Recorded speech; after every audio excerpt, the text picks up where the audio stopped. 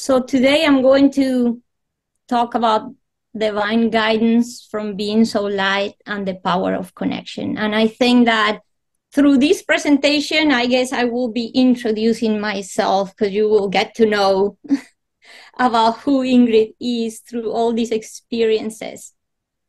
So I want to share with you that throughout my journey, I have discovered that we are eternal beings, that we're never alone, that we're more connected than we think we are, and that we are the light. And the way I got to know all of this was through a lot of challenges, traumatic experiences, but also through experiences that brought a lot of bliss and calm and love and peace and joy. So there was a mix of all these open the path of awakening for me.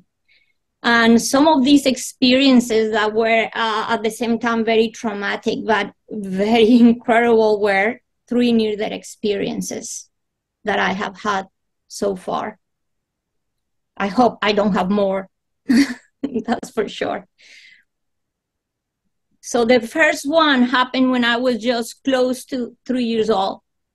And I was just a little child, and my parents, I was born in Bogota, Colombia. My parents will leave us at the care of a maid.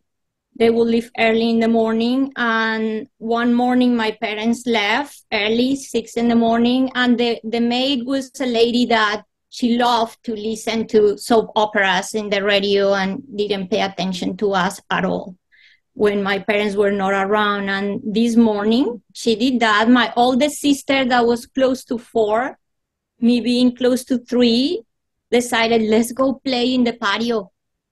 And then we went to the patio, and in this patio, we found a ball, and we decided, oh, let's play catch. But it was not just anywhere in the patio. The patio had a tank that was used to collecting water. In those days, we didn't have a washing machine. And they used to just have these tanks where they would have a flat surface next to hand wash clothes. And the problem with this tank was like huge. It held about 900 gallons of water. And we were not allowed, of course, to play anywhere near to this tank. So that morning we grabbed the ball and we climbed the walls of the tank, and then we started to play with the ball. And it was when my sister did not apply enough force and she threw the ball fell in the water and it was floating, and I was leaning very precariously in the tank, and I thought, oh, I can grab the ball. And I leaned forward, and when I touched the ball, it rolled on the surface of the water, and I fell in the tank. The first thing falling into this tank was the sense that this water was frigid cold. People have the misconception that because I'm from Colombia, I am from cold, hot weather country, but Bogota is very high up in the Andes. So the temperature in this tank had to be around 4-5 degrees Celsius, which is like 30-40 degrees Fahrenheit. So it was frigid. And it was this sense of like, and after that, I never had been in a pool. I never had been in a bathtub. I never had the head under the water. I didn't know you could not breathe if you're underwater. And then at that moment, it's like, why I cannot breathe? So you can imagine the terror that I had to experience at that moment. And when I am in this absolute terror in this tank, something incredible happened. Is when I went from that sense, why I cannot breathe, how can I escape? I want out of this tank, to a state of absolute bliss and peace. And like, there was nothing now I had to do. I didn't need to go anywhere. I didn't need to get out of this tank. I was just experiencing absolute peace and calmness and serenity. And at that moment, there was something that happened in the tank. The last thing I saw with my eyes open in this tank was the darkness of the space, because this was a very deep tank. There was a roof. It was early in the morning. So the last thing I saw was darkness. And it was in this moment when I started to experience calmness that I saw light. And the light was coming from below, and this light was able to illuminate the whole watery surrounding. And it's when I'm just like, oh, now there is light. And I started to see bubbles. And it was by chasing these bubbles that I turned around and I saw a body. And the body was suspended in the water. And I'm like, oh, that's my body. At that moment, I had that clear realization, that is my body. And it's like I didn't feel scared. It was just that sense of familiarity, like, oh, this is normal. This is okay. And then from there, I saw the, and what happened is that I was born as a very sick child. And sometimes we will wonder why children, it was to show me contrast. What am I talking about? Contrast. If I would have been born like a very healthy child, I would not have felt or remember this difference between feeling completely well. At this moment, I was in a state of absolute and complete well-being. So imagine when I saw a body that had been sick for almost 3 years, I looked at it and I said, oh, I'm not going back into that body. No. And I turned around and I left the body behind. And when I left the body behind, I started to see flowers, and these flowers were blooming from nowhere. And it's when I was picked by the flowers. And I started to be carried, and I just put the analogy like it's going back to the womb where you don't have to do anything. You're just being done. And while I am in the state of bliss like that, in just a flash, I appear in the maid's room. And I'm looking at her from above, like floating, and I'm like, oh, that's Maria. And Maria was completely unaware, listening to her radio soap operas, and I'm like, oh, okay. And in another blink, just like that, I appear in my mom's path. My mom didn't have a car. She was walking, and she was close to her bus stop when I saw her again, like floating from above. And this is when something absolutely incredible happened. This is what I think, one, validate the story and the experience, and two, it just kind of blows everybody's minds, because it's the moment that I said, oh, that's mom. And the moment I said that, my mom stopped. She did not give another step. She did not even hesitate. And she knew something was happening at home with one of her babies. And she started to she turned around and started to run.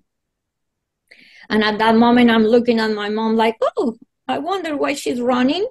And then at that moment, at the end of the road, I saw a dog.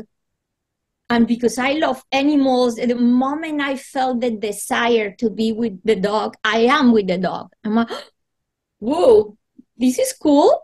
And then I saw a park, and in the moment I had the desire to be in the park, I am in the park. So at this point is that amazing, imagine, sense that time and space, the way we know it, had disappeared, and I could be anywhere at any time. And when I am playing this game of going places and having so much fun, is when in another blink, I enter into a realm. And this realm was made of pure, intense, shiny, bright light. And right there, I have to tell you, right there was the first time in almost my first 3 years that I felt, I am home. It was the sense of like, I feel so good. Oh gosh, again, home, the sense of familiarity, the sense of, this feels so, so good. And then, although I had seen my body suspended in the water up to this point, I did not have that clarity, that absolute realization, like, oh, this is when I realized that is not my body. That's not me. That's not who I am. And I realized myself as a being of light. And this went even farther because it's when I entered into a state. At the beginning, I was still having a sense of self, but it's like if I was dissolving, becoming part of the whole. And it's when I enter a state that I describe a state of nothingness. Some people call it non-self. Some people call it emptiness. Nothingness. When I say the word nothingness, people get scared, like, what, nothing? I said, I give another analogy, say that up to that point, all I knew was, Ingrid, imagine that there's a huge stadium, and in the middle of a stadium, there's a little box. And all I knew was that little box. And at this moment, I realized I am not that, I'm all of this. So it's nothing, because it's the sense of it's really nothing I knew, but wholeness, because it was the totality of everything. And it was nothing I really could describe as nothing I have seen or in this physical reality, or colors, or movements, or form, or taste, or description. It was the only thing, the only pointers I could give for that experience is that of pure presence and absolute consciousness. And when I am in this state of being, another incredible thing happened. My mom finally arrived home. We live in a big house, but she knew exactly where to go. And she directed herself the back of the house. And there in the back of the house was my sister, still there next to the tank, telling my mom, Mom, Ingrid is there and I cannot get her. And my mom, of course, she just went into the tank, got me out. She started to just do all she knew to revive me. And this is the other incredible thing. My mom worked with children and she knew CPR for children. So these are the just amazing synchronicities in life. And then up to this point, I didn't feel absolutely anything she was doing. I was completely separated from this reality. And then what happened is that I felt like I had jumped from the tallest building in the world, and that there was nothing I could do to stop this. And it was this feeling of like, no. And then I knew that I was back in the body, like I was vacuumed back, and I was back because the sense of freedom, that expansive state of being, and that that was now all collapsed into this body, and the sense of feeling sick and the coldness, and oh gosh, I was very angry. I was really not happy at all to be back. And then what happened next is life just became very difficult for me and my parents, because I was very angry. I didn't want to eat. I didn't want to be here. And what happened is that we might think, what, hey, Ingrid was so little, so young. No, guess what, guys? I came back with an awareness I did not have before. And when I would look at my parents, it was that clarity. These are not just my biological parents. I had experienced oneness. So I felt them as my equal. So I became very rebellious. The other thing that happened, I will look at myself in the mirror and I will just say, this is not who I am. I'm not this child. And that was just incredibly shocking. And the other thing, I will look other children. I said, I could not relate. I said, what is happening to these people? They don't know anything. So imagine how hard this had to be for me and for my parents. But thankfully, the help that I needed came in the most remarkable way. And I also want to bring to clarity that another skills started to develop pretty fast after this. So it was like validating, yes, something really happened that created change in this child. And what happened is that not long after my NDE, I could read and write. I could develop mathematical problems. I could put together complex puzzles. I could start to develop a more complex language, but still, at the early 70s, nobody understood anything about this subject, neither experienced none of these. And I didn't have the language to express what was happening, of course. So for me, the help came in the way after my NDE, I started to have what we know today as out-of-body experiences. And I started to go through these stages in which I would experience colors, movements, sounds, all kind of stuff that we usually, or I have never seen in my physical or in this human experience. And then I will go back to that realm of the light that I experienced during my NDE. And in one of these journeys, one day I was completely surrounded by starlight figures. And in another journey, one of these figures that was shining in pure gold shaped itself into a human form. And it approached me and touched me. And I said, oh, you are a being of light. And that's why I started to call them beings of light. So imagine, it was like, again, nothing I could really explain to anybody. I spent many hours sleeping. I was little, so if she's sleeping, that's fine. But of course, I could not be the child that is left forever. So balance have to come. And experiencing and seeing these beings was something absolutely incredible. But the way things balance is that one day I'm taking a shower and I'm just relaxing in the shower when suddenly a intense bright blue light appears in the bathroom. And it was that, sense like, now the beings of light are here. And that was very important for me. And it was a teaching that I came to understand many, many, many years later, because when the beings of light started to appear here, I started to heal. I started to have the sense that I wanted to play with my sisters. I wanted to eat. They didn't do or say anything, but just their presence made me feel that I was at home. So the teaching here was discovering through time that, in fact, home was not a place. Home was a state of being. Because I didn't need to go to sleep. I didn't need to go anywhere. Now the beings of light were here, and I was experiencing that peace and joy with their presence here. So I was feeling that sense of being at home. But although I was still feeling better, or I was just recovering and eating well, I was still throwing, and I was throwing big tantrums at the time because I did not identify with my persona and with my name.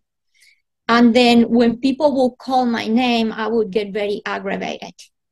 And there was an evening in which the lady that was, the maid was calling my name to go eat dinner, and I wouldn't come. And then she approached me and she said, Ingrid, we're calling you. Why are you not coming? And I look at her and I said, stop calling me like that. That's not my name. So she said, then what is your name? And I said, I do not need one. So imagine this is crazy stuff. And then they sent me to bed. And there in bed, I'm just crying and I was angry. And it's when I heard the beings of light talking for the first time. Before I could smell them, I could sense them, I could see them. But now, for the first time, I was able to hear them. And it's when I hear this voice, very loving, that says, it's going to take time for them to understand that names are not needed in the realm of the light, as you already know. this was incredible because it was that realization, I am not crazy. Now I know why I do not need a name. So that was kind of like this big relief. And then from there, it was also that clarity that, of course, names are beautiful, names are important for our human experience, they carry energy, all that, but it's when I was clear labels are not needed in the realm of the light. And the beings of light also said to me that someday I was going to share all these experiences, that they were not for me to keep, but that they was going to come, that for now it was best if I didn't share with anyone because they were not going to understand. But imagine, for me, it was like, what is not to understand? Like, what? But yeah, I realized, yeah, people really don't understand. But they also told me, you're not alone, and that they were going to always be there, and that there was going to be people in my path to help me and to guide me. And I want to show you here this picture of how I look before my near-death experience, just this normal, happy child, and picture the contrasting picture of me after the years after my NDE. I was just very angry. I would just keep asking, like, what is happening to this world? I could not understand it. But thankfully, the people that was there to validate my experience, to help me, to guide me, one of these people was my mom. And my mom was just this incredible, incredible woman, very open-minded, very loving. And then what happened is that when I went to school, I started to do all these drawings. And then I was painting beings of light absolutely everywhere. So at 5 years old is when at a school is my mom discovered that I was seeing auras and beings of light, because the teacher was very curious and asked me, what are these, the sun, the stars? And I said, no, these are my friends, the beings of light. So, okay, so my mom came to school, they look at the drawings, and it's when I told my mom, these are the colors that we wear, and these are my friends, the beings of light. Imagine, a 5-year-old, I needed validation. My mom didn't say anything in front of the teacher. We left, and it's on the way home that she said to me, I believe you, because I also see things that others cannot see. And it's when my mom revealed to me that she could see what we call spirits. Later, when I was 6 years old, I also began seeing spirits, and I can tell you a little bit about it later. And the next person that became very important in my life was my grandmother, my father's mother. She was raised as Catholic, but she was very open-minded, and she was very rebellious, and she wanted to know more. And she joined an order called the Rosicrucian Order, and started to also study Buddhism and Hinduism and the chakras and Kabbalah and everything, because she always had the sense there's more. There has to be more. And then she brought these teachings home, and when I was 8 years old, she taught me how to meditate. And it's when I woke up with the whole vibration, the Om vibration in like the entire house. So it's when I had what I could describe today as my first Kundalini experience. And then from there, I kept meditating, and I kept continue happening or having many, many other spiritual experiences. And the way I started to see spirits, and I shared these stories very in depth in my book, but like I said to you, at the age of 6, when I saw the first spirit, I was very afraid, very scared. And it's when I chased my mom, and I told mom, the next day, when this happened in the middle of the night, the next day I told my mom, the beings of light and the spirits are not the same, because the spirits cause me fear. And then it's when my mom started to cry, as when I described really in detail what is that I was seeing. She said, I think that you see angels. And I said, Mom, I don't think they're angels because they don't have wings. And then, so that was just amazing, because all we knew was just the Catholic teachings. But I was very curious, and because I already have been talking with the beings of life for a while, I asked them, and I said, my mom said that you are angels. Is that what you are? And the answer was incredible, because they said to me, we are what you want us to be. So it was amazing how the realization that the universe with its compassion present to us in the way that we need it for our experiences. The thing I asked them, like, what happened with those dark spirits? Because they caused me fear. I called them dark spirits, but there was none of that. And I was expecting something like, yeah, they're different. The answer was incredible. They said that you call spirits, you, us, in essence, we're all the same. The difference is the level of awareness that you have about who you truly are. So these were just right there incredible teachings I was receiving since I was very young. So my grandmother started to just bring all kind of books, and my grandmother and I became very close. And by 9 years old, I was reading very advanced books, like spiritual books, like the Bhagavad Gita, books of self-realization, books of discernment. And by the age of 12, I felt that I was so different from everybody else that I was just so bothered by this that I told my grandmother that I wanted to die. And it's when my grandmother took me to a little Buddhist temple. And in this little Buddhist temple, which something that was at the time unheard in Colombia, because about 98% of the population was Catholic. So she took me to this little temple, and I learned this breathing meditation technique. And at the end of the experience, I told the monk, I said, we're very busy. My grandma's very busy. I don't think I can come back to the temple. And he said to me, you never have to come back to the temple, because you already have a temple. And I said, what do you mean? And he said, you are the temple.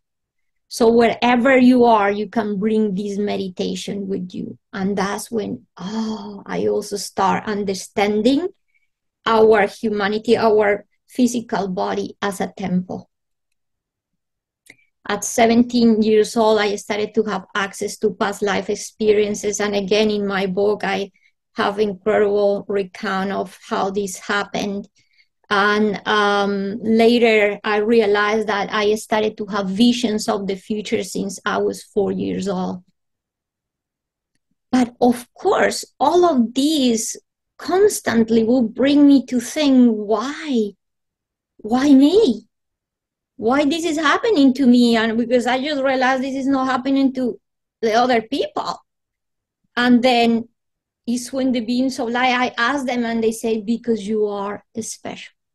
And when I said, what do you mean that I am special? They gave me the most incredible answer, a really beautiful answer. They say to me, everyone is special, but not everyone knows it yet.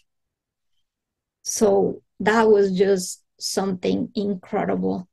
But at 19 years old, there's still this question of, I'm imagining comparing myself now, 19 years old, college, all the stuff. It was a moment where I needed to ground. I picked a scientific career. I picked marine sciences. And at this moment of my life, I got my direct connection with the beings of light.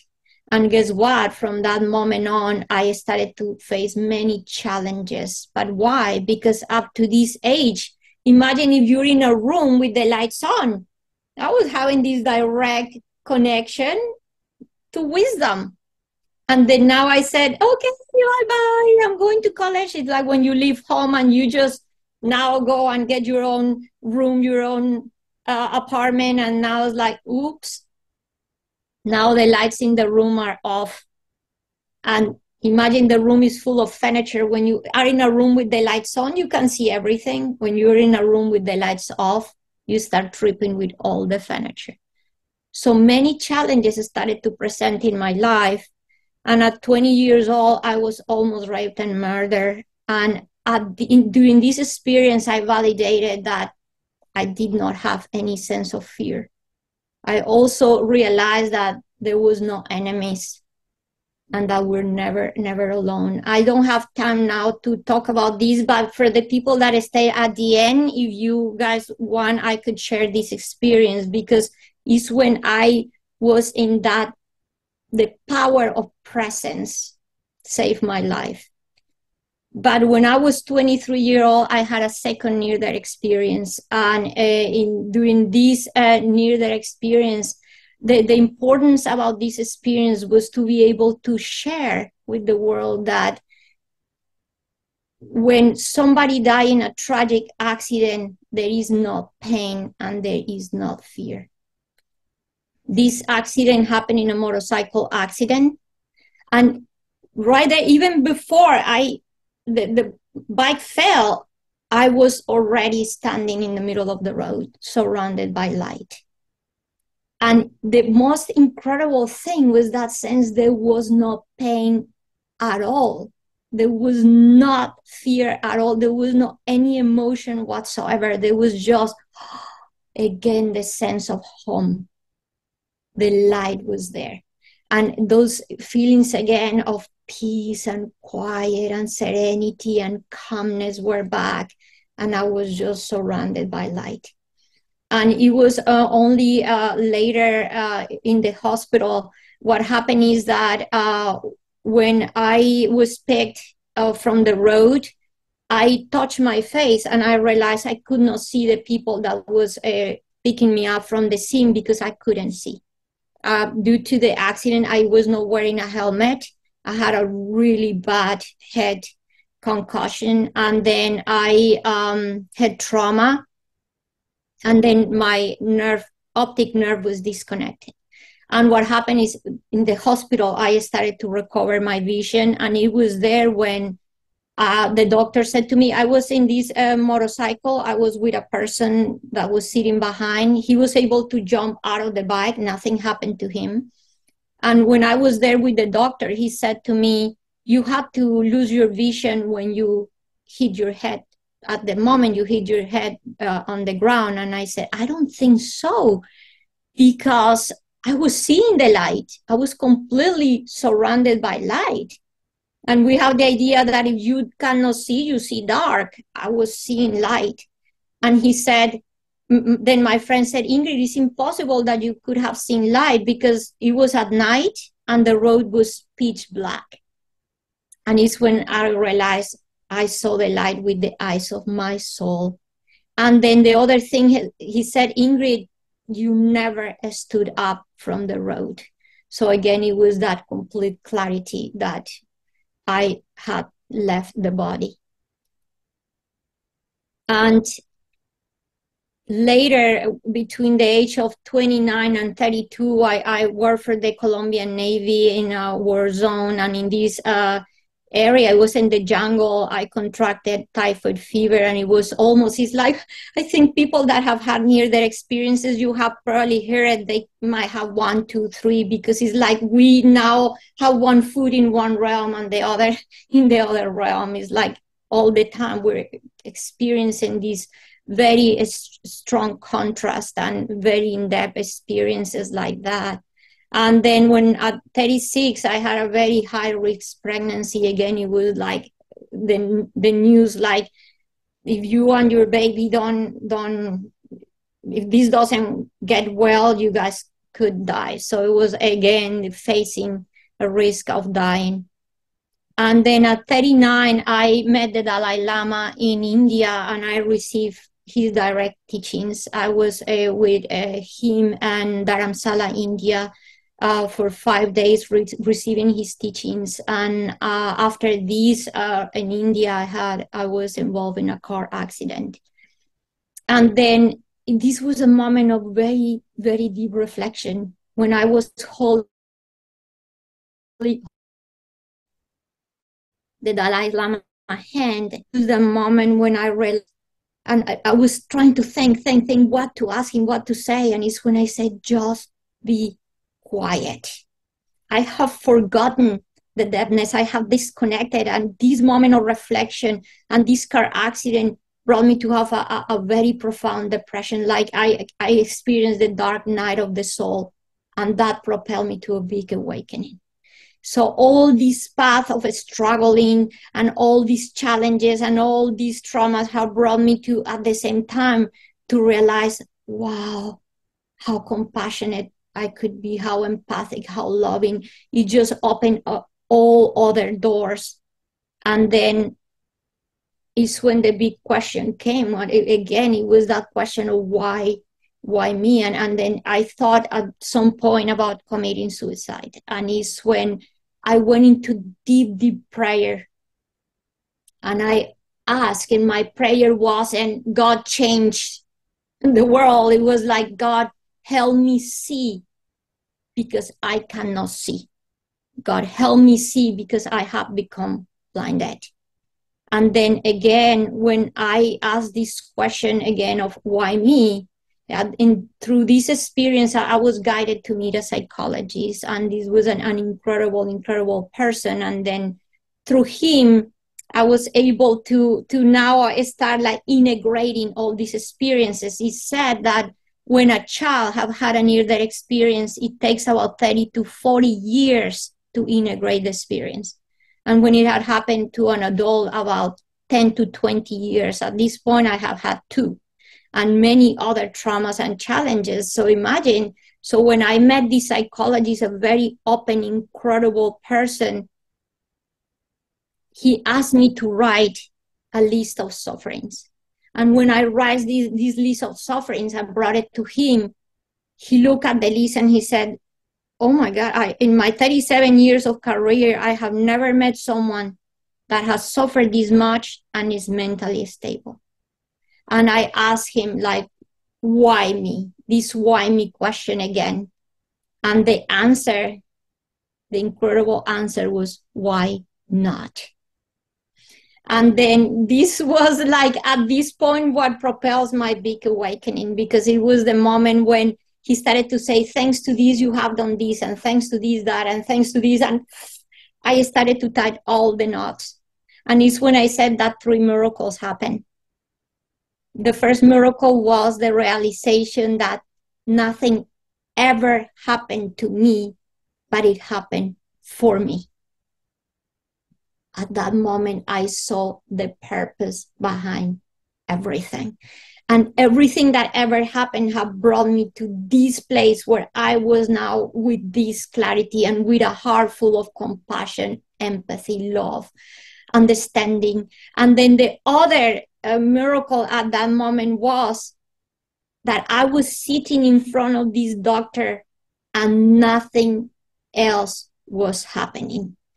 Everything was in my head.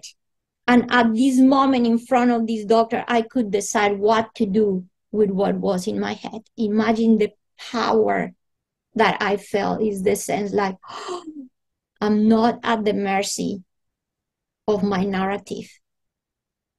And I fell in that place of power.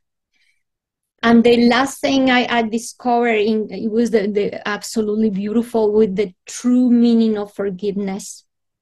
And it was the realization that there was really nothing to forgive. Nothing ever happened to me, but happened for me. So what was to forgive? I entered in the state of gratitude. It was the sense like, oh, I was so grateful with everything that ever happened. And I could say 2 things. Or there was nothing to forgive, or absolutely everything was forgiven. And then is when I discovered that what is in the way is the way. So from that point on, I had this big awakening, and I started to see everything with clarity. And I'm almost done here, but a couple of questions I had when I was very, very young, and I had other very in-depth spiritual experiences. even the dissolution of the self, I asked two questions. How is it possible to forget who we truly are? And when did we stop being one with the whole? And when I had the big awakening, these questions were answered, and the answer was, one never stopped being one. One never left the whole. One just became distracted and seemingly forgot. So I said, and it's when I had, and the being so light said to me, nothing is what it appears to be. So it's like the fish in the water. And the other example, the beautiful example, is like the Alka-Seltzer. Like the being so light said to me, people think that everything is so solid, that their drama, that their narrative, that their sufferings, everything is so real, so solid. But what happened with the Alka-Seltzer that is so solid and you drop it in the water? It dissolves. And it's when I bring this beautiful, beautiful quote from Saint-Exupéry, from The Little Princesses, all that is essential is invisible to the eye. And then there is, I'm driving my car and I started to see that everything, absolutely everything, including the wheel, including the windshield, including my hands, including, there was nothing that was not the presence of God. Absolutely everything was God. And then there I asked the question, what can I do to understand and unravel the mysteries of the universe? And it's when the beings of light said to me, you are already the universe. So to understand and unravel the mysteries of the universe, know thyself. And I think that for now I could like talk for many, many more hours, but I think I already completed my 40 minutes. So I want to just have the chance to answer questions and to just converse with you. So thank you so much for allowing me to do this presentation. So my book is called A Brightly Guided Life, How a Scientist Learned to Hear Her Inner Wisdom.